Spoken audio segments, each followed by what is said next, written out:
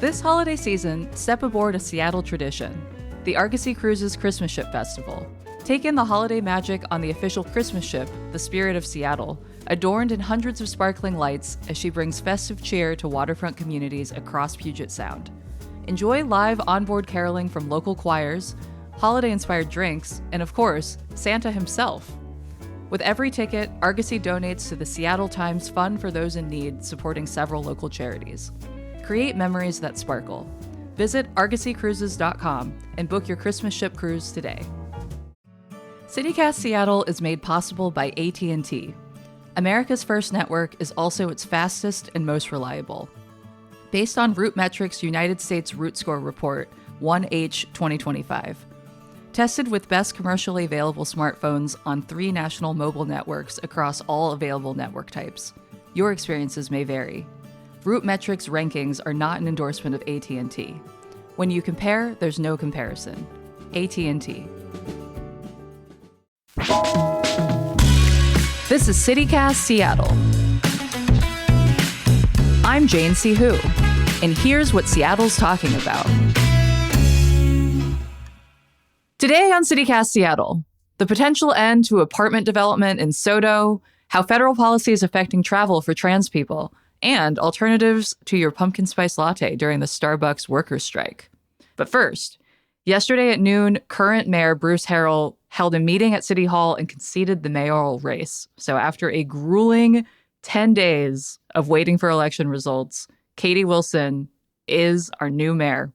To start, executive producer Ashley Smith, what's your favorite spot in SoDo? Ooh, there's a place I've been wanting to try, the Pick Quick Drive-In, but I haven't tried it yet. But a place that I loved over the summer was Sea Pine Brewery because they had this like really light lemon beer called Pool Dad, and highly recommend. It's delicious. Pool Dad. Yeah. Sam J. Leeds, our creative producer. What about you? What's your favorite SoDo spot? There is a place, it is called Second Use Building Materials, and it's kind of off the main drag in SoDo. That's like a creative reuse yard where they just have like bathtubs and street signs and hot tubs and just like all random stuff that's been pulled out of construction sites that's being sold for like very cheap. And it's really fun to just walk through and imagine what you would want your home to look like if you were to buy all of those things and build it. They have sort of an outdoor space that you can walk through and see all the big things, and then an indoor space that has like hanging light fixtures, old stained glass windows, huge slabs of raw like live edge oak wood.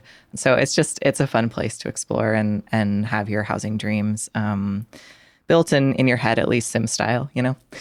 Nice. All right. Well, speaking of housing dreams, a new bill that would have changed industrial zoning in SoDo and created about 990 apartments has been struck down by the Growth Management Hearings Board. So this was a bill that was originally brought by Council Member Sarah Nelson in 2023. It stalled at that time, but she brought it back this year, passed the Council 6-3, but there was a challenge to it, and this board ruled that the bill did not meet many standards. So what it would have created is a maker's district with small manufacturers on the ground floor operating their businesses, and then a bunch of apartments that would have qualified as affordable housing. So it seems like there were 2 major groups against this. One of them were folks who worked for the port. They have said that it might hinder Seattle's ability to compete globally. Essentially, they are concerned that increased traffic in SoDo would essentially make it harder for them to get in and out of the port. The port operates 24/7, 365 days a year. We're bringing goods in, we're bringing goods out. One of them, when they were interviewed, even said that someone is going to get killed. I think they were just concerned about all the truck traffic intersecting with, maybe pedestrians, maybe other car traffic. How much traffic would 1,000 units of housing add, especially if people can use transit, right? Like there's like a SoDo light rail stop on top of what's already happening in the Stadium District. I'm just thinking about like every time I've been down there when there's a Mariners game happening, it is pandemonium already. Like how much traffic would 1,000 extra apartment units actually create?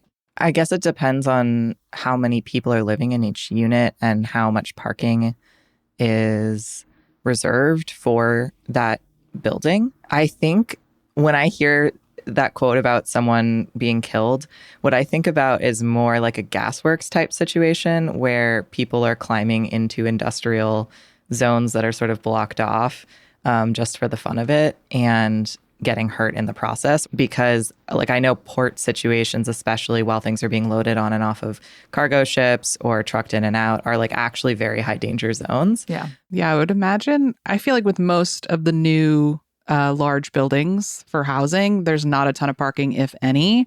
And that if you lived right there, I would just imagine that like if I wanted to live next to the stadiums in one of those apartments, I probably wouldn't have a car and I would use transit and walk. But yeah, traffic can be pretty rough down there already. So like personally, I wouldn't want to be in that if I didn't have to be, especially if I was just trying to get home. Ashley, you said if you wanted to live there in a way that suggested to me that you might not want to. I mean, would people actually want to live there? I mean, one of the other groups that had opposed this were urbanists, which I think surprised some people because urbanists generally want more density and, you know, building more density in SoDo seems like it would be in line with those values. But some urbanists have said that this is just an example of how high density development and especially affordable housing gets kind of shunted into these undesirable areas. So it's this busy arterial industrial area of town instead of building in, you know, a nice neighborhood and trying to make our neighborhoods denser. I mean, would you all actually want to live there? Like, what do you all think of that argument? I think that's exactly right. I can't even think of a grocery store anywhere near there. Or, I mean, it's already going to be so loud and so busy with all the stadiums right there. If it's not a sports game, it's a concert. I feel like there has to be better places to put this kind of housing. Yeah. The first thing I thought of was the environmental and health consequences of living there. You know, in high industrial areas, the air quality is lower. The quality of the actual soil and ground that you're living on is lower. I imagine if they're building low-income housing, that's going to be a lot of family housing as well. It just feels like putting people in an area that's hazardous to their health. But I would be curious kind of to hear if there were people that were excited about living in that area and what their thinking was around that. Because, yeah, whenever I go to a concert or a game, I'm always like, wow, it is so loud down here. I cannot imagine trying to get a good night's sleep.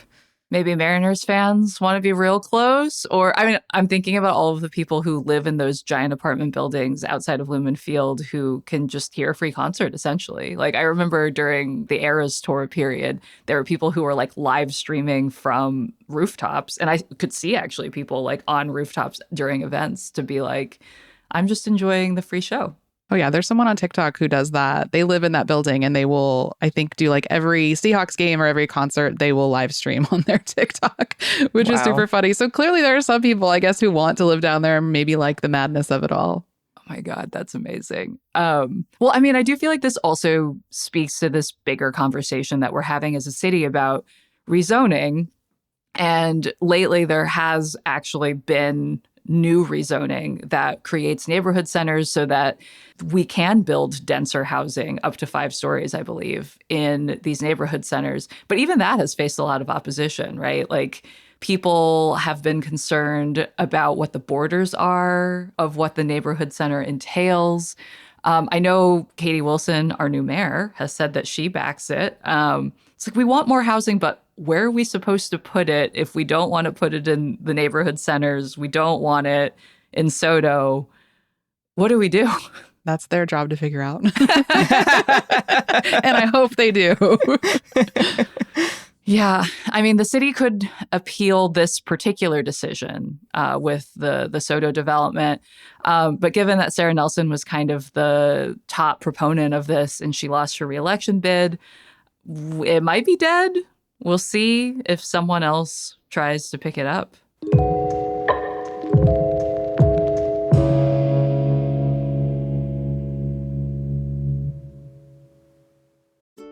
Hey, Sam, have you ever been to Walla Walla? You know, Jane, I haven't been in a really long time. Like, when was the last time you were there?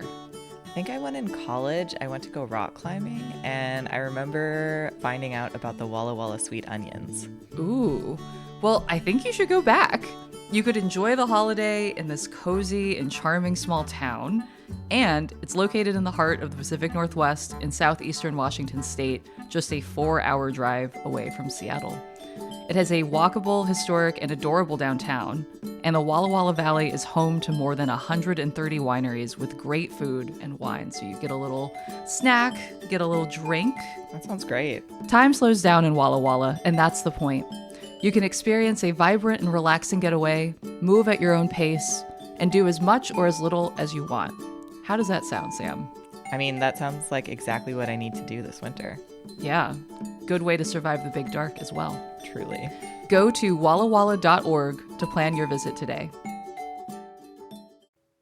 Travel has been a shit show lately with the government shutdown, but with the government reopening soon, we'll hopefully see fewer cancellations. But that's right as we're heading into the holiday season, during which travel just always kind of sucks. Making matters worse, last week the Supreme Court temporarily signed off on the Trump administration enforcing this policy, blocking trans and non-binary people from choosing passport sex markers that align with their gender.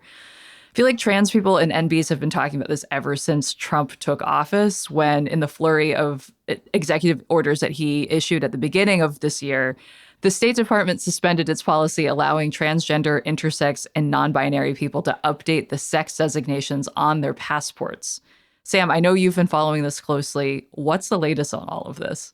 Yeah, so soon after Trump's original executive order, the ACLU sued on behalf of 7 transgender and non-binary people, basically saying that the policy violates their constitutional rights and the Administrative Procedure Act.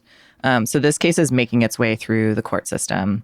This latest Supreme Court ruling basically says until that case finishes working its way through the system, the government can go with Trump's executive order.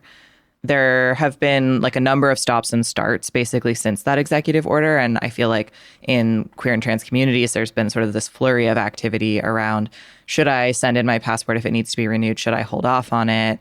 There's been a lot of like trying to get your documentation in under the wire and then like, oh, wait, actually, I need it back because they've changed it again. And it's just caused a lot of confusion and chaos for folks who are just trying to get their basic documents sorted out. Yeah.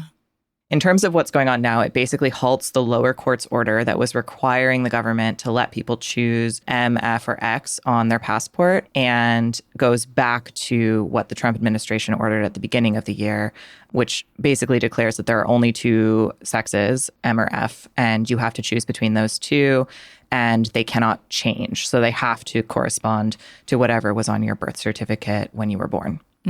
Okay, so it sounds like this is probably just going to go back and forth for a while. And even so, you know, it's like there can be an official policy on the books and still the reality can be different than what the policy actually dictates. So if you live in Seattle and you're trying to get or renew a passport, what are your options right now? Yeah, so it's definitely a little bit of a confusing maze to navigate. I spoke with Brianna Jenkins of the Lavender Rights Project, which is an amazing organization here in Seattle that helps trans folks kind of navigate the legal landscape. What she told me was basically, if you were born in Washington state, Washington allows you to update the gender marker on your birth certificate to the one that corresponds to who you are today, not the sex assigned at birth. And you basically can do that with just a notarized form.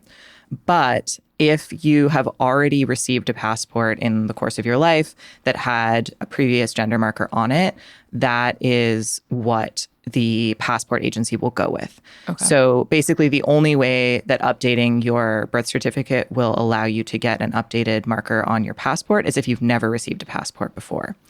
Gotcha. So if you currently have a passport and it's not about to expire, or you currently have a passport and the gender marker on it is not correct for you, unfortunately, you should probably just hang tight with the passport that you already have.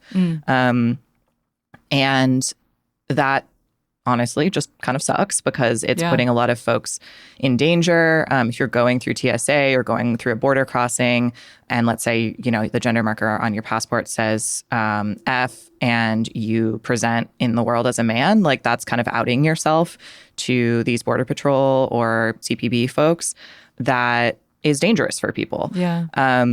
So there is sort of like one other thing that folks can do if you live in Seattle, regardless of where you were born, which is that Washington state still gets to set its own rules around gender markers in the state for state issue ID.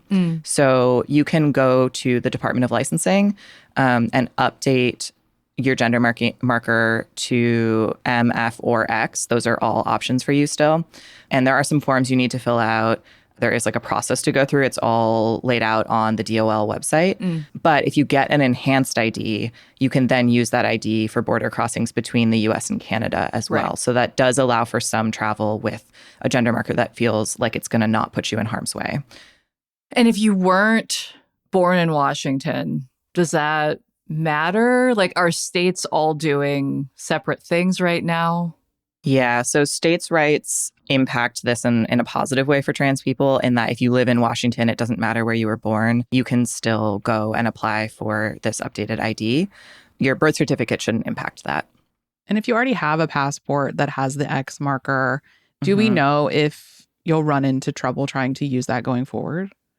Yeah, so I think that the risk calculus is, unfortunately, it's kind of the same. It's kind of unchanged. If you chose to get an X marker on your passport in the past, you probably were making a decision based on like, this is what I want it to show on my passport. But if I go to another country where this isn't recognized or where trans people are more discriminated against, like that could be an issue in a border crossing. So if you decide, though, that like the risk calculus has changed for you and you are more worried about it, you can submit a particular form to change your marker back to an F or an M for free with the passport agency. Unfortunately, you don't get to choose which of those it gets changed back to. It's whatever they have on record as your sex assigned at birth. But that could potentially, get you out of the zone of having like an X marker and you're worried about that causing issues for future travel. I remember when the X marker became an option, folks were really split on whether to take advantage of it too. And it's really disappointing to hear that it's not even an option anymore.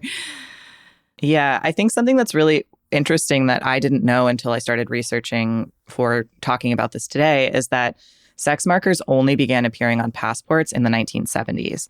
Before that, we didn't have sex markers on passports at all. So it wasn't used as, data for crossing a border or for identifying you. And it's kind of interesting that this has only happened, in like my parents' lifetime as a way of identifying people. It could be something that we get rid of altogether as, an identifying marker, because I don't think it's that useful. Yeah, why do you need to know that for the border crossing? You have a photo of the person. Like, it doesn't really seem like relevant information. Yeah, aren't you matching photo or name or signature or even thumbprint these days, I guess? Yeah, it seems like we've kind of your moved. irises. Yeah. I think for real, though. Yeah, we've like moved past this. I don't know if there was ever a need for it, but I think we've definitely moved past it with technology. We really have. And I think, unfortunately, because it is still a thing that people have to deal with, the advice that Brianna gave me that I think is really useful, and I've also heard a similar thing from Dean Spade, who's another Seattle-based person who's talked about this quite a bit. They both said that, choosing how to handle your documentation should be about balancing both your safety and your dignity. It's a personal choice, as much as it can be. But what you should really be thinking about is if you're someone who has to travel a lot or is going to be dealing with international border crossings a lot, you want to think about having a gender marker that's on your ID that feels like the thing that people engaging with you from the outside are going to question the least. So unfortunately, it's less about declaring like an internal sense of gender and more about like what is going to be safest for me in moving through the world. And that's a really shitty position to have to be in right now. It is. Yeah. But unfortunately, that's sort of the reality for trans people in this country and in other countries.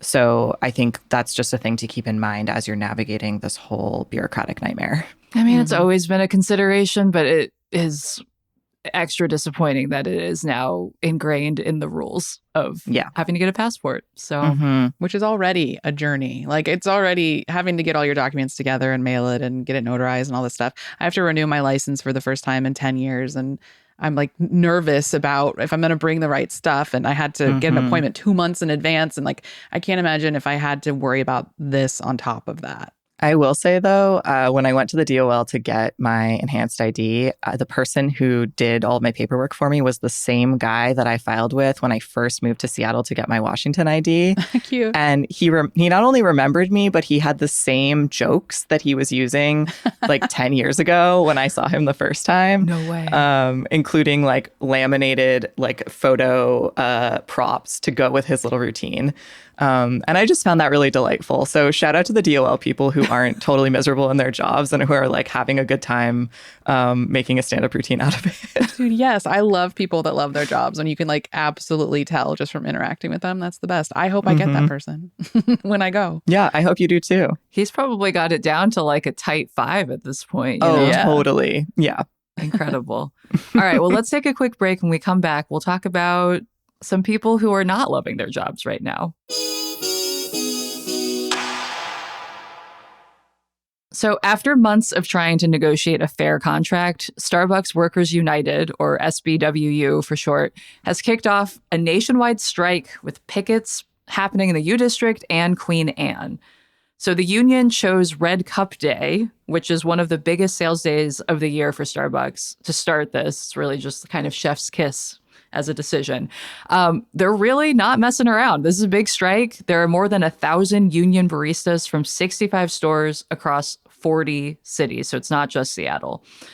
Back in September, Starbucks closed 59 unionized stores, including the roastery in Capitol Hill, which is now just sitting empty. And they said it was part of a larger restructuring. About 550 out of 10,000 Starbucks stores are unionized across the country, which is a pretty small percentage, all things considered. So while this is happening, don't cross that picket line. There are plenty of other places to get coffee in our city, and we are here to talk about that. Ashley, I'm curious to hear from you. What do you think makes a good coffee shop? For me, a good coffee shop has not only good coffee, which is different for everybody, but I require the flat lid with the regular straw. Like, I don't want a paper straw and I don't want a sippy cup. And I understand we're trying to be good for the environment, but I just need those things to be truly, truly happy with my coffee choice in the morning. Sam, what do you think? I'm definitely on board with Ashley around it needing to have good coffee, obviously. I am, fortunately or unfortunately, basic enough to be a part of the oat milk latte contingent. And I feel like the balance of oat milk to espresso is really important for me. Sometimes it just tastes like you're drinking hot oat milk, and that's really not what I'm going for. That's not it. No.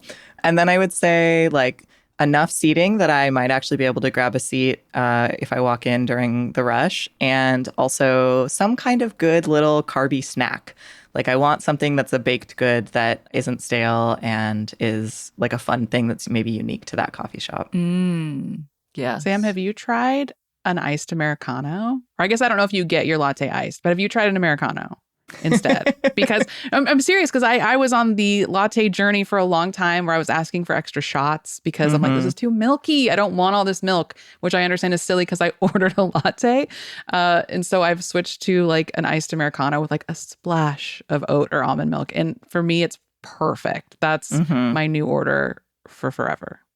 I think on the days where I'm really needing caffeine, that's definitely the direction I go in. Some days I know if I have an Americano, I will be on the ceiling and I will be shaking for the rest of the day. And that's just, that's a step too far. So the oat milk is my friend in that it keeps me off the caffeine ledge, Yeah. Okay, well, where are you all getting your coffee? What are your recommendations? I have a ton of favorite local spots that I absolutely love. In Ballard, I love Mainstay Provisions. I love Cardoon. Across the city, Monorail Espresso, A Room in Fremont, Bake Shop in Queen Anne. There's so many good ones. I think I even have I have a whole list of my favorites on our website if anyone wants to check that out. Oh, it's a very good list. I would add Cafe Owl in the Central District. They have some really delicious little like fun sweet coffees. and it's Ethiopian beans for the coffee snobs out there. So it's like the good stuff. I also really like Analog. Analog is definitely a favorite of mine. It has that feeling of like a neighborhood spot where people in line know each other. They have all of like the print magazines and print newspapers hung up for the day. So as a local journalism nerd, I can, take in the news. I'm also a really big fan of Cafe Allegro. It's, I think, the oldest, if not one of the oldest coffee shops in Seattle. They have upstairs, downstairs space. For a little bit of embarrassing lore about myself, I used to go to open mic nights and read poetry there in college. Yes, Sam, yes. Yeah. And it's just got that, like, it's in sort of a little hidden alleyway and it has like ivy vines creeping up over the side of it. It's like kind of the romantic ideal of a coffee shop in my head. So big fan of them as well. I wish I could snap into the mic. Yeah. For Sam. Quiet snaps. I feel like if you are an avid Starbucks goer, like if that's where you go for your coffee and that's what you like, there's probably a reason why. And maybe we should try to help those people out with recommendations specifically if they're struggling right now. Like if your favorite thing about Starbucks is that there's a drive-through. We don't have that many drive-through coffee stands in Seattle, it's true. But Ballard Coffee Co. right on 15th and 60th is a great one. Love that place. All the gourmet lattes are really good. And if you're more south or more north and there's a bikini barista, those are drive-through. So, I mean, if that's what like your number one requirement is for a good coffee shop, that would work. I also think of like if you're ordering through an app, because maybe that's what you love about Starbucks. I use the Joe app to order ahead at Cafe Ladro. And there's a bunch of other coffee shops on that app too, but I specifically use it for Ladro and have never had a problem. It's super easy. And sometimes you just like don't want to interact with someone at 6:30 in the morning, and it's perfect for that. The Ladro near me just started carrying Old Salt bagels as well. So that's a fun little benefit. That's pretty nice. There's also a good drive-through coffee on Lake City Way if you're going south on Lake City Way and you're about to get on I-5 for the morning commute. It's called Rooster's Espresso. Ooh, perfect. They are very sweet. They always give a little cookie. And they have a little punch card too. So if you're loyal, you can get a little treat after 10 punches. I feel like they don't do a ton of frills. It's very business, like all business. Like you get in, you get out. They're friendly. You get on the highway with your little coffee. I like that in a coffee shop. I feel like for me, though, a good coffee experience is the opposite. Like, I feel like I rarely get a coffee to go. If I'm going to take a coffee to go, I'm just going to make coffee at my house. I want a place I can chill and hang out. And I know for some people, like Starbucks is a gathering place in that way, too, right? Like, it's an easy place to meet someone. It's an easy thing to get. Like, a gift card is an easy thing to get for someone as a gift, and they get to hang out there for a little while. And for that, I'm really partial to old houses that have been turned into coffee shops. So Fremont Coffee is just so homey, so chill. And actually, they have a lot of like great specialty drinks right now. So if that's another thing that you love Starbucks for, they got you covered there. And then in West Seattle, there is a really great chill old house called C&W, I believe. Oh, C&P Coffee Company. I love that place. It is just the most Seattle coffee spot. I love it. I feel like I'm not always in West Seattle all the time, but whenever I'm there, I try and pop in and hang out for a little bit as well. Highly recommend Bonito Cafe on the hill as well. They have a photo booth and like this loft area that you can hang out in. But yeah, the photo booth is next level. So if you want to hang out and like have a nice aesthetic time, I think Bonito Cafe is a perfect spot. I will say also the benefit of cafes that are in old houses is that they usually have really nice porches or like back areas that you can sit. True. So if the thing stopping you from going to a coffee shop is like COVID consciousness, you don't really want to be inside with a bunch of people. They have really good covered patios for enjoying a nice hot cup of coffee and breathing in some fresh rainy air. That sounds really good. And I think I'm just going to end this episode now so that I can go do that. Sam, thanks so much for joining us today. Thank you, Jane. And Ashley, thanks for being here. Of course. That's all for today here at CityCast Seattle. I'm your host, Jane Sihu. And remember, we want to hear from you. Send us your news tips, your questions, your hot goss, or your favorite coffee shop. by sending an email to seattle@citycast.fm. You can also text us or leave us a voicemail on the CityCast hotline at 206-880-3931. And if you're enjoying the podcast, be sure to follow us on Apple, Spotify, or wherever you listen so you never miss an episode. And even better, leave us a review. Only if it's nice, though. You can get more local news and events delivered right to your inbox by subscribing to our newsletter. Just go to seattle.citycast.fm. Our executive producer is Ashley Smith. Our creative producers are Sam J. Leeds and Liam Billingham. Post-production this week was done by Natalie Rivera and Ashley Smith. And our host is me, Jane C. Hu. Music is by Aaron Taylor Waldman, All the Kimonos, and Los Mocochetes, with additional mixing by Tyler Lindgren. Our ad music is by All the Kimonos and Donna. Until next time, see ya, Seattle.